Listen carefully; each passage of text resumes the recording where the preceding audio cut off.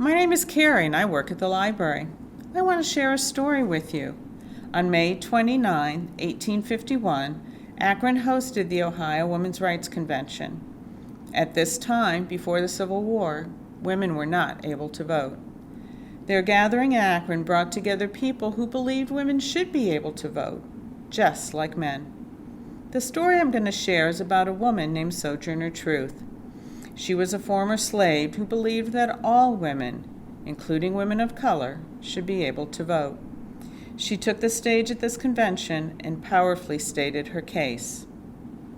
Now listen to the words of author Ann Turner and look at the art of illustrator James Ransom as they share the story of Sojourner Truth in a book called My Name is Truth, The Life of Sojourner Truth.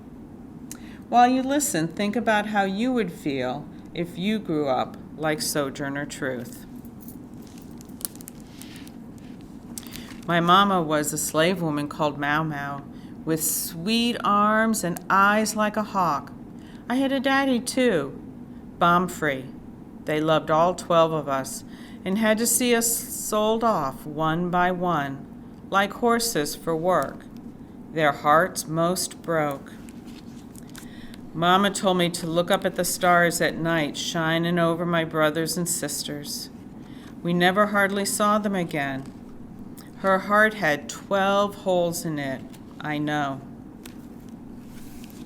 I got bought for $100 when I was 9. At least they spoke my tongue, Dutch.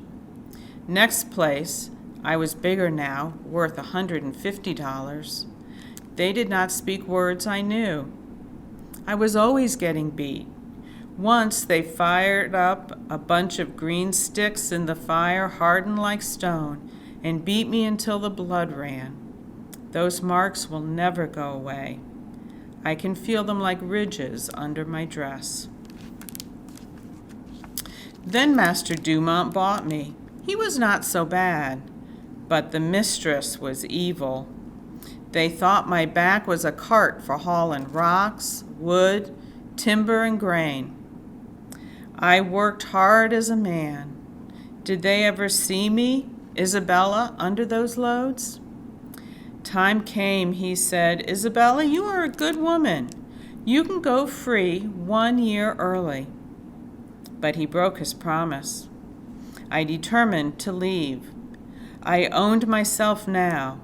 I was not a slave. I spun 100 pounds of wool to make up for leaving, crept out of the door in the darkness. My baby Sophia clutched in my arms and ran and walked and ran and walked for miles looking over my shoulder. Would he chase me? Would he not? Until God showed me the way to a kind family that took me in, and the baby too. Welcome, they said. Had anyone ever said that word to me before? And showed me a fine, wide room with a white bed to sleep in. I never slept in a bed before. Just let me creep under, and it will be like a shelter of leaves. Finally, sleep came to my eyes. Worked for the Van Wagenens for a few years. Then terrible news struck my heart like lightning. The evil Dumont mistress sold my son Peter away down south. They are not allowed to do that by law. I marched up to the Dumont house to meet that lady. I want my son back. Get me my son. She laughed. What a lot of fuss over a little colored boy. But I demanded my son back. I felt as tall as a tree inside, courage racing around inside my heart. I got lawyers to help, and finally Peter came home again. His back a mess of scars, his soul too. Frightened of his mama at first, but he came to know me at last.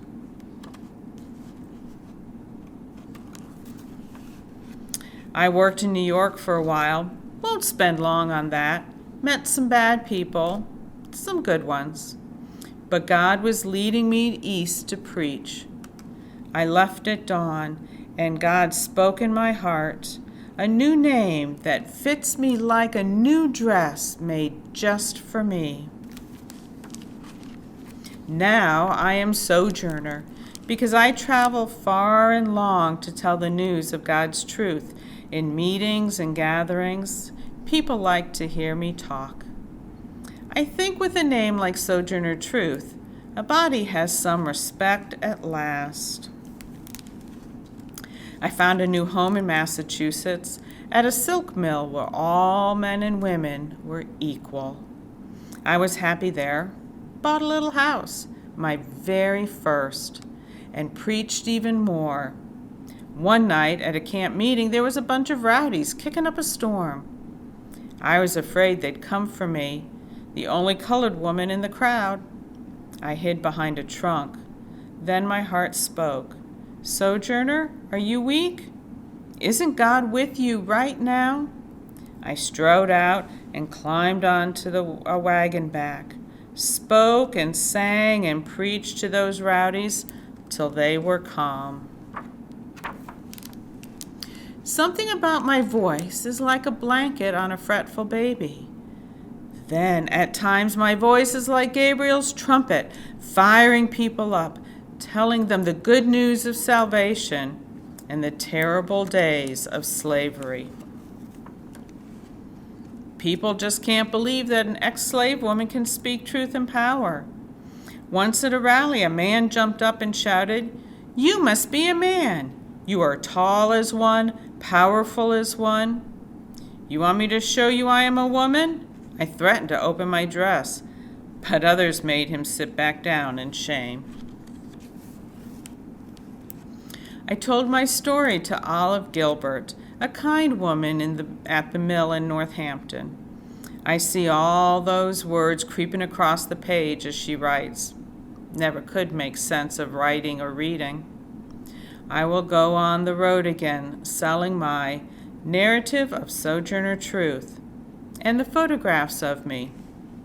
Those shadow pictures bring in money to feed the real woman.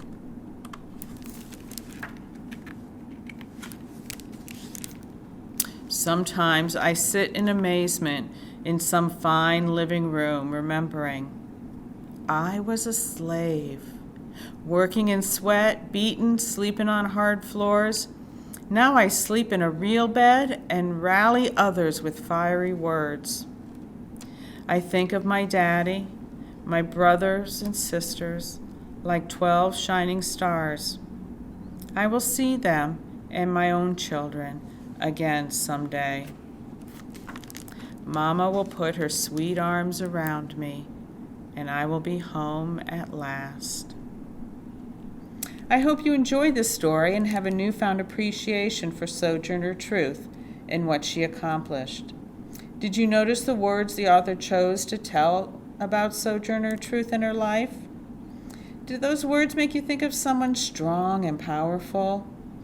How did the illustrations blend with the text and help tell the story? How would you feel if you were taken away from your mother, your father, and if you never saw your brothers and sisters? If you have a chance to look at this book, make sure to read the note written by the author and the illustrator at the back of the book.